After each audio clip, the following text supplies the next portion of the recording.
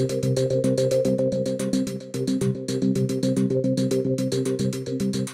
America, there is an inheritance tax.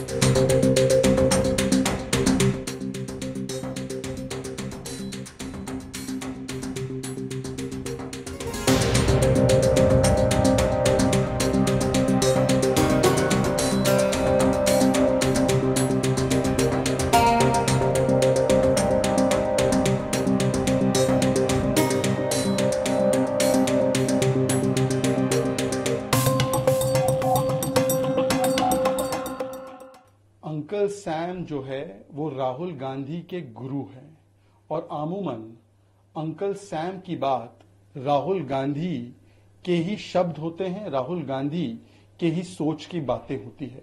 तो आज जो राहुल गांधी के गुरु अंकल सैम ने बोला है वो दरअसल कांग्रेस की तथाकथित मोहब्बत की दुकान में किस प्रकार का सामान है उसका परिचय देता है। मतलब भारतीयों को चीनी बोल देना, ये किसके ऊपर नस्ल भेदी टिप्पणी की जा रही है। भारतीयों को अफ्रीकन बोल देना, भारतीयों को और किसी नस्ल के साथ उसकी तुलना करते हुए भारतीयों का अपमान करना, जो भारत की विभिन्नता डाइवर्सिटी है उसका मखौल उड़ाना, ये बयान सैम पित्रोदा का पहला ऐसा बयान नहीं है। सिख नरसंहार पर उन्होंने कहा था हुआ तो हुआ, जब पुलवामा का हमला हुआ तो उन्होंने कहा पाकिस्तान को काहे दोष देना है, 10-12 लोगों ने ही तो किया था।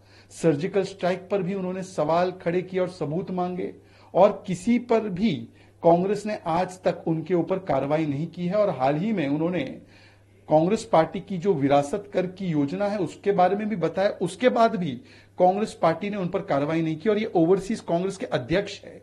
सोचे कि भारत की डाइवर्सिटी और भारत की विभिन्नता पर इस प्रकार की आपत्तिजनक और नस्लभेदी टिप्पणी करने वाले व्यक्ति राहुल गांधी के गुरु है, तो राहुल गांधी इन बयानों से एसोसिएट करते हैं, इसीलिए वो सैम पित्रोदा पर कभी कार्रवाई नहीं करते। अन्यथा सैम पित्रोदा को पार्टी से तुरंत बर्खास्त करते हुए इस पर कांग्रेस पार्टी अपना स्टैंड बताए। और आज एक बात और भी स्पष्ट है कि कांग्रेस डिवाइड एंड रूल की इस प्रकार की राजनीति पर उतर आई है, कभी जाति पर, कभी भाषा पर, कभी धर्म पर, और अब तो भारत बनाम भारत, भारतीय बनाम भारतीय, इस प्रकार की बातें भी करने लगी है।